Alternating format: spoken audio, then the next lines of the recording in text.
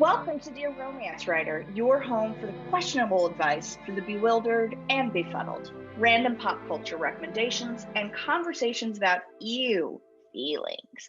Be sure to send in your letters seeking advice on our anonymous form at dearromancewriter.com. Dear Romance Writer is part of the Frolic Podcast Network, a podcast community of everything romance and romance related. If you're into romance fiction of any flavor, the Frolic Podcast Network includes shows that feature book club style discussions, author interviews, comedy, critique, and fantastic conversations as well. It includes some of the most innovative, interesting, and entertaining podcasts, including Kinda Dating, Crappy Friends, My Imaginary Friends, Smart Podcast Trashy Books, and Jeff and Will's Big Gay Fiction Podcast. What does this mean for you, the listener? More shows to enjoy and more opportunities for us to introduce you to great episodes and new podcasts you'll love. Find new shows to add to your podcast subscriptions at Frolic.media/podcasts. Now on to this week's show.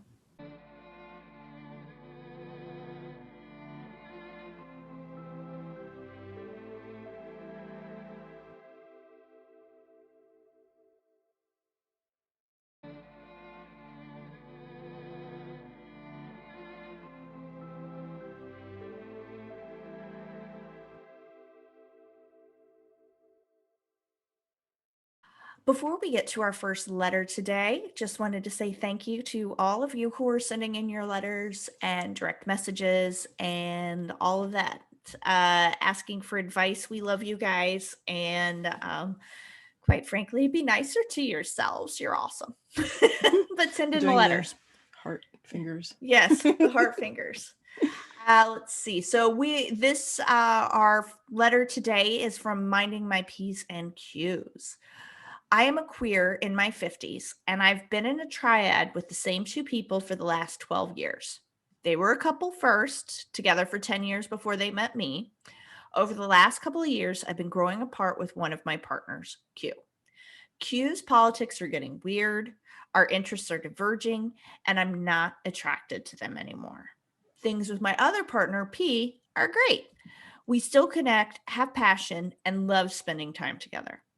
After quarantining with both of them, I'm pushed over the edge. I don't want to be with Q anymore or live with them, but P is still committed to them. I definitely couldn't bear to end my relationship with P, and I'm at a loss. How can I keep P and lose Q? Ay. Wow. Yeah. Well, thank you for that letter, minding my P's and Q's. And just a reminder, we love getting letters from you guys. We love being able to help if we can. So we also accept them via, direct message on Instagram and Twitter. So if that's your jam, slide into our DMs and we'll get back to you. But wow, I'm just going to call you Minding, I guess. How can I keep P and lose Q? I'm not sure that you can. Unfortunately, and it sounds like you've invested a lot into this relationship, and I appreciate that. And it sucks when, like 75% of something is good, but there's that 25% that's unbearable. And it sounds like you're at that place where, P and Q had, like you said, a relationship before you came into the picture. And it sounds like P is perfectly fine with Q's behavioral changes or opinion changes or whatever, or at least enough to stay with them. So I don't really see that changing from the information you've given us for them leaving Q and coming with you. So I think it might just be time to say, it was good when it was good, and now this has come to an end for me, and it's time for me to move on to something else. As much as that will hurt, because it sucks ending relationship, especially one that still has some, love and respect and, like you said, passion. But it's just not a tenable situation. It's just not. So I don't know. I don't think you can. I'm sorry. I wish I had better advice, but I don't really think it doesn't sound salvageable to me. I don't know. What do you guys think? I don't know. I'm not quite ready to throw in the towel yet. Okay. Yeah. I'm like, bye. No, but not really. Okay, so here I have several questions. I wish we had a little bit more information. Yeah, from yeah, this for Yeah. sure. frankly, Yeah. because there are a couple things. The first thing that I was curious about, they say over the last couple of years, I've been growing apart with Q. Mm-hmm. Q's politics are getting weird, our interests are diverging, and I'm not attracted to them anymore. And I feel like that is that's like a gloss on a huge amount of information that would be Mhm. helpful. Mhm. A couple of years, that puts it before the pandemic. So it's Mhm. not just, it seems like the pandemic is exacerbating Right. an issue that was already there. Yeah, exactly. But what I'm wondering about most is like, are hobbies not matching up anymore? That seems like salvageable to me. I'm curious about the politics are getting weird, Mm-hmm. because I'm surprised that wouldn't be an issue for P. Yeah. I'm gonna mix up P and Q constantly. Right. Okay. I'm surprised that would like not be an issue for P, if P and the letter writer are still okay. So I wonder what's going on with that. But then the like, I'm not attracted to them anymore. That's a deal breaker. Like, that's not something that you can really, well, I don't know. I probably actually you could like do work to reignite that. But I think my main thing is like, I don't get the sense that you've had a conversation with Q. Like, do we know, we don't get any indication here if growing apart is mutual and Q is also not attracted to you any longer. Right.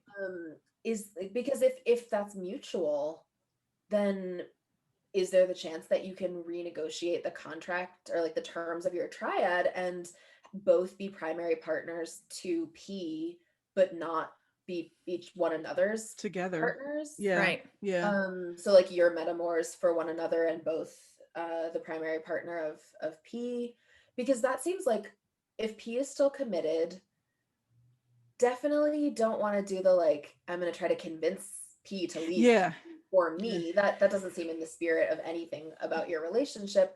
But I do wonder if there's like, just because you've been one way for 10 years, like P and Q were one way for 12 years before they met you, or maybe multiple ways, and then they met you and that changed, and now it's 10 years later and you're in your 50s, and like one thing about relationships is like, you're not the same person at 50 something as you were at 40 something, or they were at 20 something when they got together, like, or 30 something. It seems really reasonable to renegotiate, and I would be hesitant to like walk away without having some of those conversations, both with P and with Q and with P and Q together. Yeah, that was the thing. Is like, has there been a conversation at all, even with P?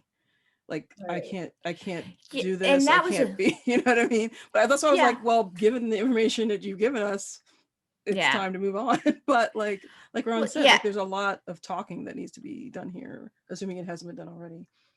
Absolutely. And yeah, I think that is one of the questions that I had was, we as human beings tend to fill in the blanks correctly or incorrectly. So I don't know if, do you know, like, have you had that conversation with P to say, for P to say, no, this is not a deal breaker for me. I'm still happy here. This is this is my primary. I mean, I don't want to say primary is the wrong word, but this is solid. Okay. Over here. And I do think that this is, again, it's not just us annoying straight folks who don't communicate. I'm going to pull that out from last week's episode. But this is a communication issue, is what it comes down to, really. And I have a feeling, I could be wrong, but I have a feeling that because you guys have been quarantining together in the pandemic, when Q would normally start to make you a little, however you want to phrase, then you would go. There's right? No escape. Yeah, there's no. But there is no escape at this point in time. So the things that are driving you up the wall with Q are right there. And I think a lot of people are experiencing this with the pandemic because you were spending so much time together and there aren't a lot of outside distractions that it's so much easier if you are naturally a stewer personality to stew.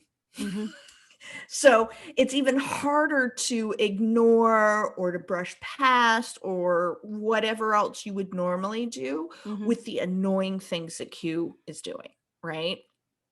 So that really comes down to, for me, this is a communication thing. You need to, number one, be honest with yourself, which it sounds like you really are. Being really honest with yourself, but you do need to sit down and have communication with the other members of your triad to figure out, is there a middle ground? And if there is not, that is okay as well. To be, there's a time for everything, and sometimes there's a time to end. So it sounds to me like you are at least mentally at that break point. But I am curious to know whether or not you've had the conversations with P and Q. And it may be that you've had the conversation with P, but you haven't had the conversation with Q because, quite frankly, you just can't be in the same room with them, which is the vibe I get off of this letter like crazy. Yeah. I mean, you've checked out from Q enough that because they just have reached that annoyance factor, but you haven't checked out to the point where you don't care. You know what I mean? There's a difference when you get to a breaking point in a relationship where they just make you insane, or you just don't care anymore. You just don't even want to be near them. And I think they're still driving you nuts. So yeah, on the other side of that, just keep in mind, minding that if there is a way to move forward and still have a relationship with P, Q is still going to be a part of that equation, whether you're connected to them directly or not, because P is going to have a relationship with them. So you have to decide whether you're going to be okay with being with someone who is all right with whatever politics or beliefs Q has developed in this time that have put you off so much that you don't want to be in a relationship with them anymore. So it's just another thing to keep in mind. Yeah, that's true. So that even if you move out, because like you said, you don't want to live with P anymore, even if you move out but still maintain that relationship with Q. P. They don't live at Q anymore. Anymore. Oh wait, yeah, no, it's P. It's P. They want to be with P. They don't want to be with Q. Yeah. I mean, when I'm writing a book, I don't even know my own characters' names as I'm writing.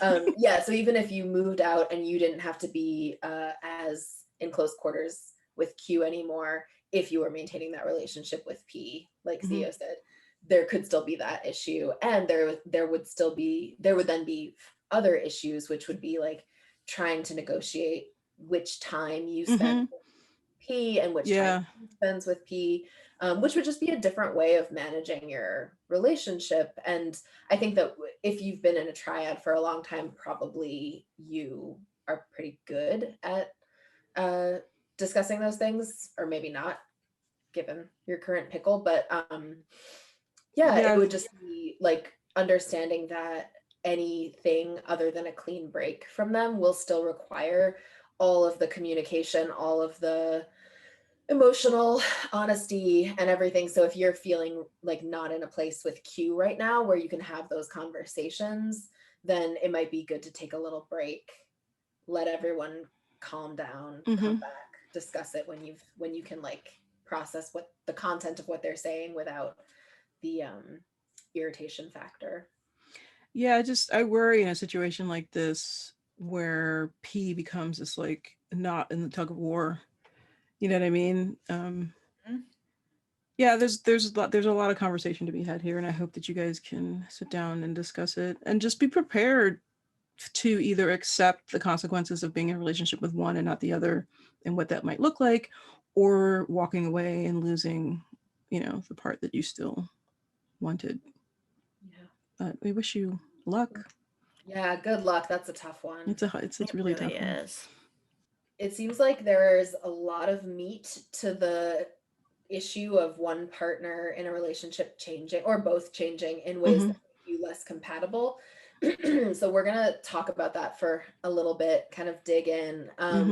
We've touched on this a little bit in a couple of answers to other letters, but I feel like this is a real issue that the pandemic has brought out. I don't know if you would agree that like being in a relationship with someone and then getting thrown a curveball, which could look like one of you gets deep into something that the other isn't into, one of you changes religious belief or political affiliation or whatever, one of you makes a new friend that the other doesn't approve of, or just like you are going in different directions. It seems like the pandemic has kind of sped up or intensified that process for a lot of people.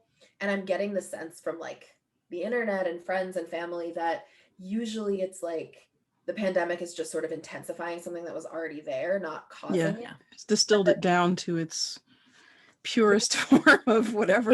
Of anxiety. What kinds of like, what do you both think are the biggest things that change, like having seen friends and family or your own relationships? Like what are the things that are most likely to have people grow apart or like impact their what once was compatible and make it incompatible? I think that there can be changes, right? People change over time, absolutely. But I also think it comes down to I'm going to go with Mel Gibson. All right. Mel Gibson getting completely trashed and calling that cop who pulled him over sugar tits and dropping all of the anti-Semitic stuff and all that stuff. That did not magically appear because he was drunk off his ass. All right. I think that just as alcohol sort of gets to that layers, a lot of times gets to that layers of who that person is. I think when you are in a long-term relationship, go back to the real world, you stop being polite and you start being real. I think people get to the layers of themselves, and I think people grow into the areas where they already were. Like, for example, Mr. Flynn and I were political opposites when we met. I've always been that way. I have definitely become more liberal with age. He has definitely become more conservative with age. And so, I think you settle into that person who is at that core of you. And so it really is, I think, we do change, yes. But I think unless there has been a significant event, like some type of traumatic event, for example, more than likely we are settling into that person who we are, and we're less worried about prettying it up. And the people I think that you most often can be that with are the people who love you, so you're going to not pretty it up maybe even as much as you would for your next door neighbor. So that's what I think. I think we all settle into those changes. What's that? The longer relationship goes on. Familiarity breeds contempt. I think it's like there's a little of that. Yeah. But like I think, when you you go through the dating thing where you're like getting to know each other and you're in the restaurant and you use your fork and your knife and your napkin and everything is, you're very like, and then by like a year later you're like, picking your teeth with your nail and all kinds of stuff. Like you drop all of the pretense of like, I want to be the most perfect person I can be. Like, you like that band? I like that band too, but you secretly hate them. You know what I mean? Like all of that stuff falls away.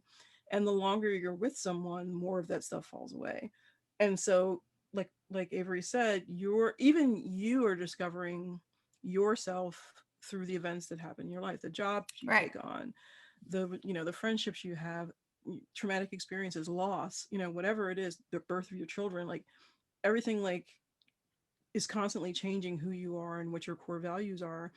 And so that's just part of being a human being. I don't know. I think for something like a pandemic, which none of us have ever had to, deal with before, being locked in a house with people for over a year, no one knows how to deal with this. So I think, especially right now, people are freaking out because they're not handling it very well, even if they're not with someone. So there's a side note, like nobody's handling it. Like everyone's dealing with it in their own way. And even if they seem like, especially on social media, that they're really great and everything is perfect and sunny, like, that's social media. Again, most people are putting their like sunniest, best personality forward, which is kind of what we do in these early relationships. And you start to see all that stuff sort of fall to the wayside as things go on. I saw it happen with some people on social media, like in last March, you're like, yeah, I have time to read. And now they're like, oh my God, I need to get outside before I like start smashing walls down, you know? But I think that, sorry, that was completely tangential, but I think that conversation, we talk about this all the time. Like if you feel like you're at a place where you really don't understand the person sitting across the table from you, just say, hey, let's open a bottle of wine and have a chat. Like, where are you these days? Like what's on your mind these days, or what's bothering you, or what do you feel good about, or whatever. Just sort of keep that channel of communication open so that you're not blindsided by some major life change, political change, or religious discovery, or whatever it is. Like, just talk and make sure that it feels like a safe zone for both of you, that no one's going to judge, no one's going to like jump on the other one, you know, and question, well, you never thought that before, why do you think it now? You know, like, don't take all that stuff off the table. Just keep the line of communication open, and then it won't be such a huge jarring surprise. Sorry, I went way around. I'd like to come back to that. Yeah, point. But no, I think you bring up really good points. You know, as human beings, we are constantly changing. We're constantly growing. I mean, I don't know anybody who's exactly the same at 30 as they were when they were 18, you know, or 50 as they were at 30. Yeah. You know, so we are sort of constantly changing. And, you know, we talk a lot because I think right now there's a lot of tension in the world right now for a lot of different reasons. But, you know, I think another aspect of this change as we go through are things like, you know, we don't look the same. Mm-hmm. We don't feel the same. Mm-hmm. We're not interested in the same things all of the time. You know, as a human being, everything changes about you. It's not just your brain. Mm-hmm. And so sometimes those can be issues that you've got to walk through as well. Mm-hmm. I mean, once you get to a certain age, right, it's very common for women not to feel as comfortable in their body as they were before, especially if your body's changed because pregnancy or whatever it may be, right?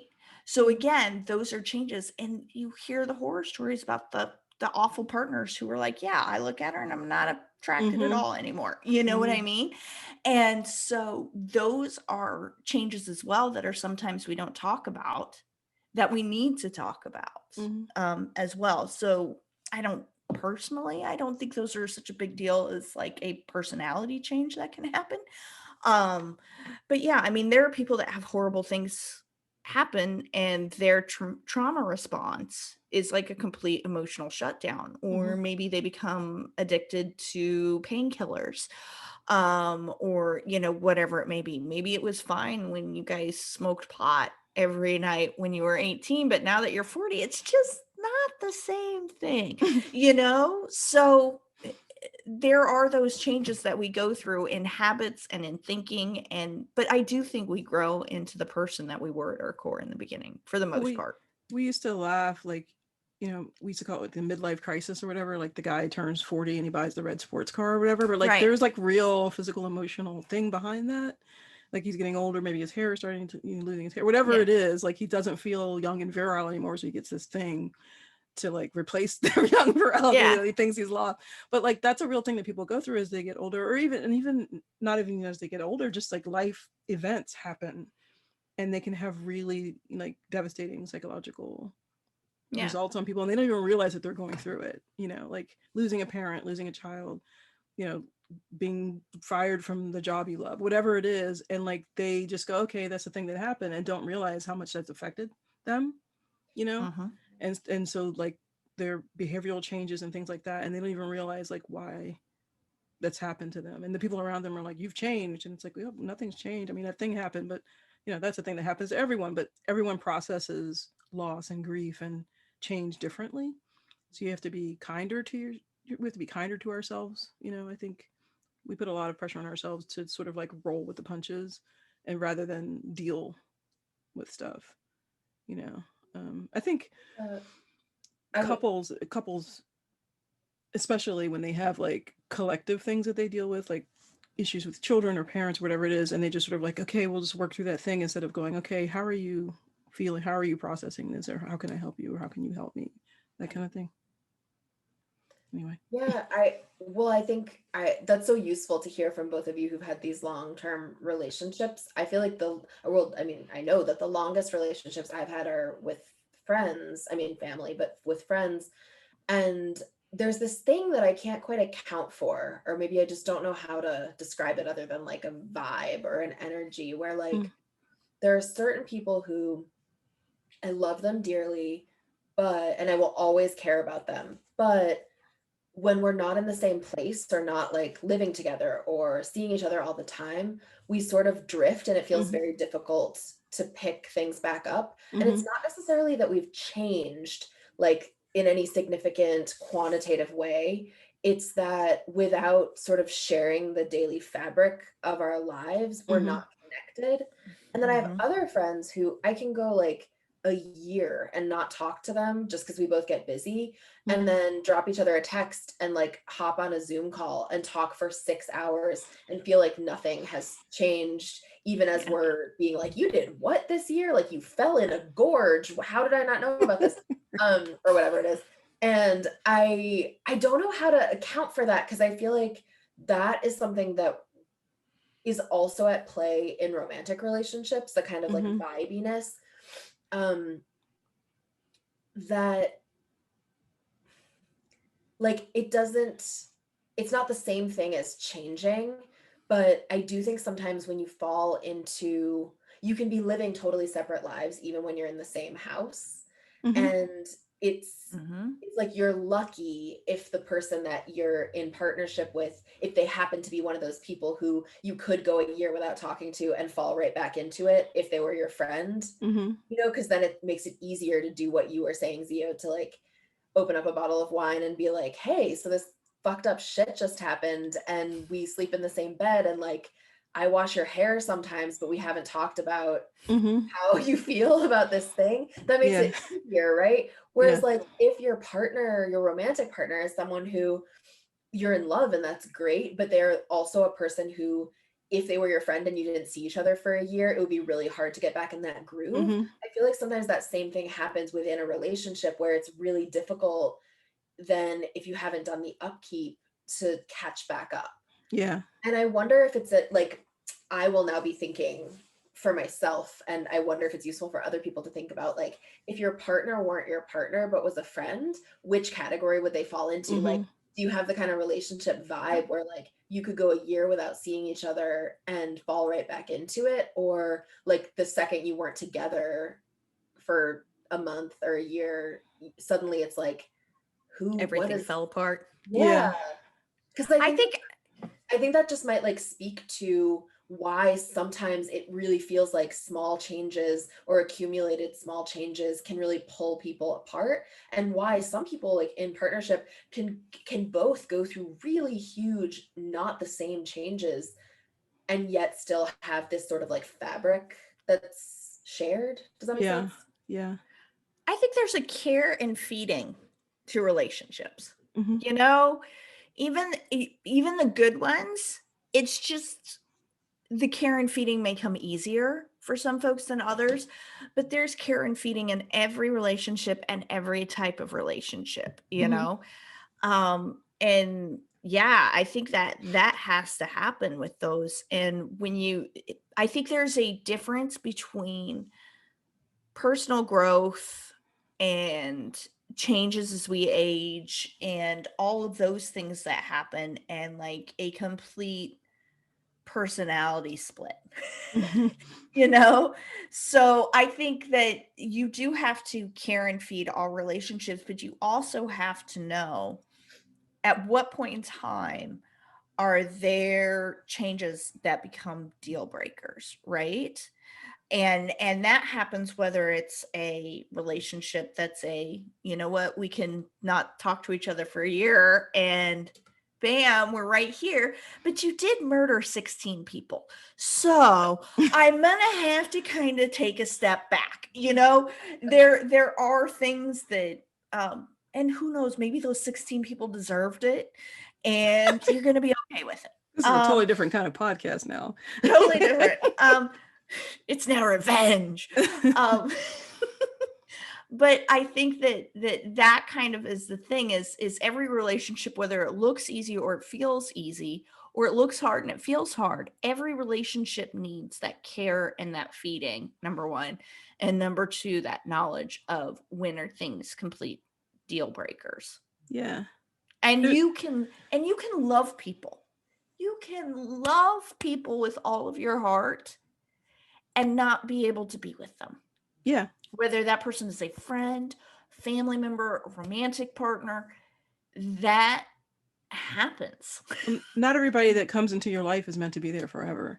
And I think that we are sort of conditioned by society to think that every friend, every partner that we have that's the one that you're with them forever. Like your best friends in high school, you're gonna be best friends for the rest of your life. That's not necessarily true because people change and life happens. There's a phenomenon that happens in the theater when you do shows where the cast and crew become super, super close and you're like hanging out every day and you're taking out your meals together. People are hooking up and all kinds of stuff.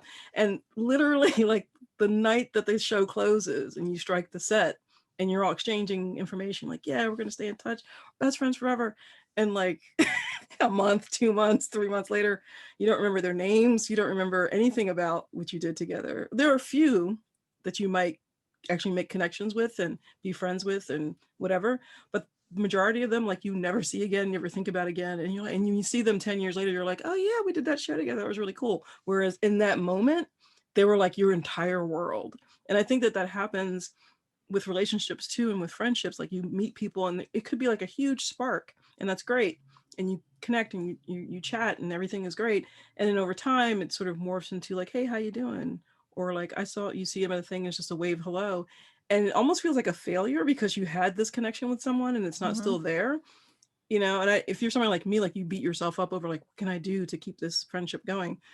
It doesn't always have to go.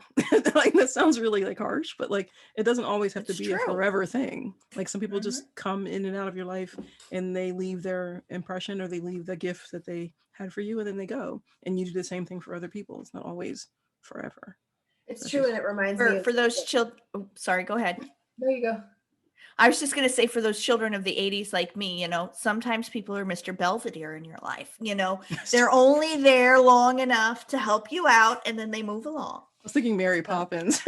Yeah, Mary Poppins. Right. It's very Mary Poppins.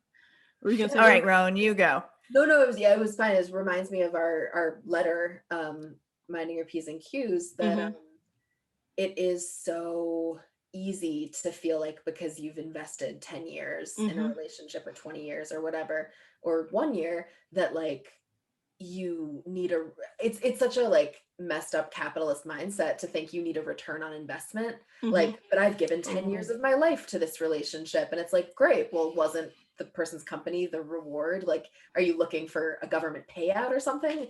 But that there is like, in order for new things to enter your life, other things have to go. Like there isn't an infinite amount of space or time or just minutes in the day to maintain friendships or relationships. And I do think it's really useful to remember that like permanence isn't the gold standard of relationships. Yeah. Yep. And people change. Some changes flow with your changes, some changes don't. It's like a band breakup, Yeah. when the band's been together for a long time and it's just like the music sucks and everyone's at each other's throat all the time, but they're still hanging in there. And it's like, why? You had this beautiful, right? Nobody wants that album. No one wants the only original member touring is the fucking bass player. Like, oh my gosh, with like hired actors. Yeah. That's anyway. That's a thing. Yeah, no one wants the reboot of Full House. We want a new show. Right. We don't want Full House. It's an anti-recommendation from me. Yeah. Oh, speaking of recommendations, we should move into our fabulousness of our Spotify playlist and our recipe and our recs for this time. Yeah. Zio, do you have a list for us? I do, and this is specifically for minding my P's and Q's. I hope you don't mind me. It's a little tongue in cheek, but the playlist is called "There's No I in Threesome." which is a song from Interpol, one of my favorite bands. But I've got one of my favorite songs is on here, Hurts Like Hell from Flurry. Like, it's one of those songs that you listen to when you're already in a bad mood, like you're already depressed or angry or whatever it is. You put this song on, and it just helps you get all those feels out.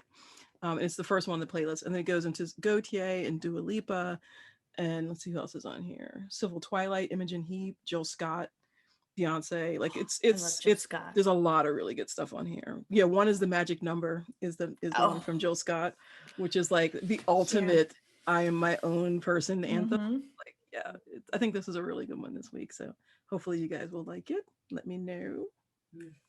Sounds great. Well, this week's recipe is, I couldn't resist because the word peas came up. I know we're so predictable. I know. Yeah. Peas are a divisive ingredient. I understand. I love peas, especially fresh peas, and we're going into gardening season.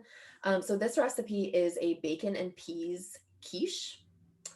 It's really good. It's got a potato crust, so it's really crispy. So it's like a potato crust on the underside, and then you pour the bacon, peas, egg, cheese into the middle, so that when you cut it, you have like potato on the outside. Oh my gosh! In the middle.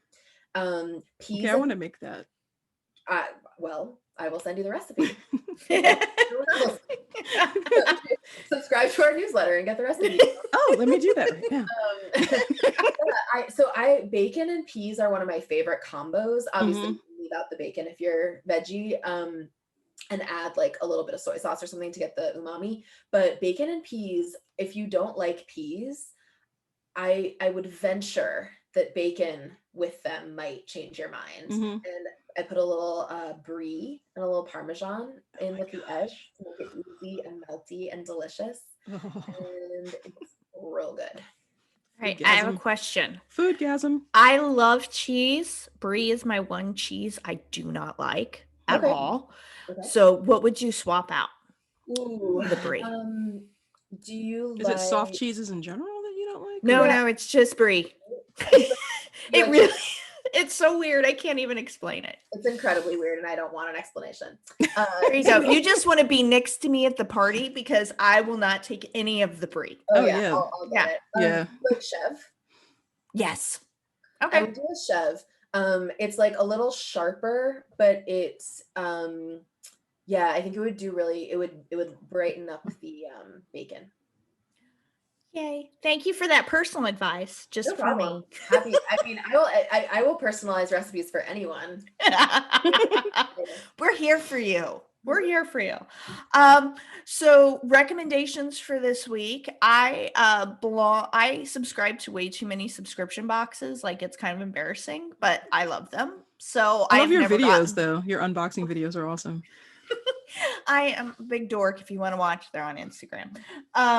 So I subscribe to this one. It's called Peruse, and it is a mystery thriller book box.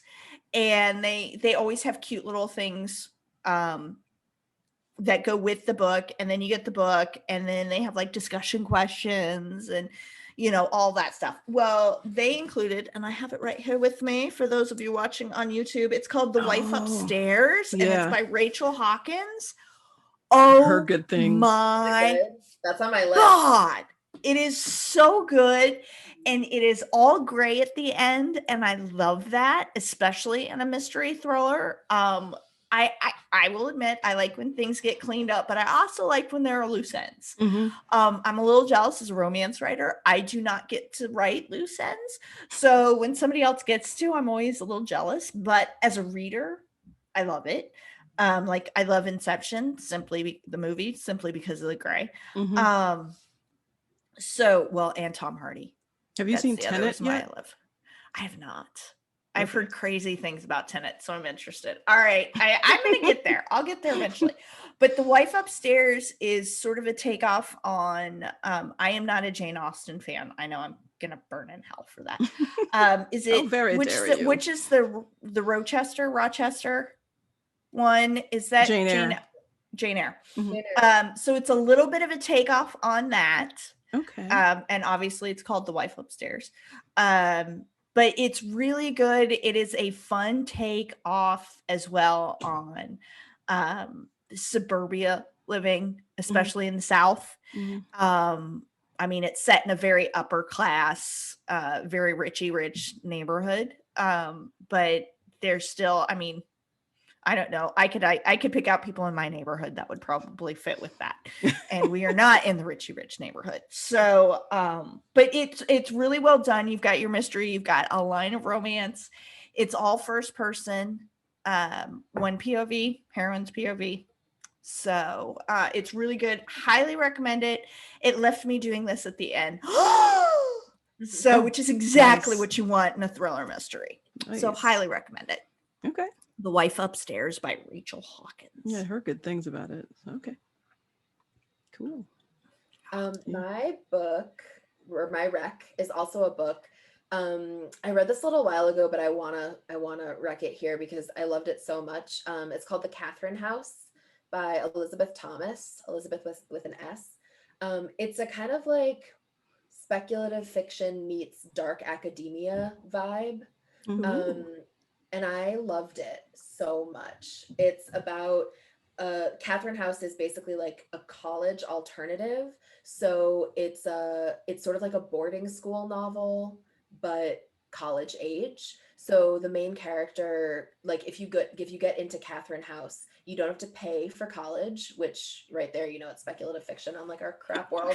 But you have to pay for college, but nobody, and like everyone who goes through Catherine House ends up with like an amazing career and the power and influence of their dreams, but no one ever talks about what happens in Catherine House.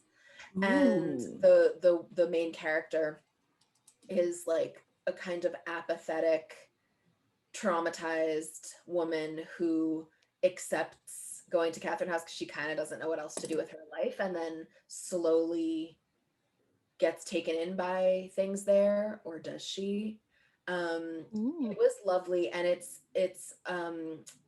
what's her name? Elisabeth Thomas's first novel, and I was so impressed. Wow. I cannot wait to see what she writes next. The prose is gorgeous, and the characters, the main character is a queer character of color. There are other queer characters of color. There's sex that is completely like sex positive and not a big deal. So it's like, it's definitely not a kind of young adult or new adult kind of book. It feels very much like a grown up, even though she's like 21 or 22.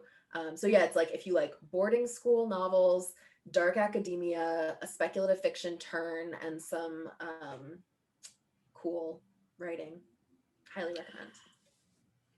I'm gonna get that. You've sold me. Right. Roan is so good at this at like describing books. I'm just like, my TBR is gonna be like yeah, no kidding. Well, I read this amazing book, and it has a cinnamon roll virgin hero and a grumpy, like, oh my god, in cats, and it's just amazing. And it was written by this author. I'm trying to think of the name. It's a weird name, isn't it? It's weird. Yeah, it's called Best Laid Plans anyway, but it's so good. And it's it was Roan Parrish. That's right. That's who wrote this book. It's every time I read one of your books, I want to like hurt you and hug you at the same time because they're so good. But this is like a hug from a cat in book form. Oh, it is like so sweet and loving and sexy AF. It's just really good. And it came out, when did it come out? Like 2 weeks ago? A week ago? Yeah.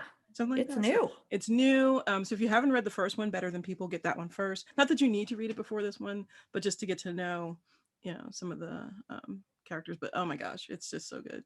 Yay. You're too kind. Thank you. Best Laid Plans, get it. Thank you so much for subscribing to Dear Romance Writer. Remember to keep sending in those letters at dearromancewriter.com. We can't wait to tell you what to do. Dear Romance Writer is part of the Frolic Podcast Network. Find more podcasts you'll love, Frolic.media/podcasts.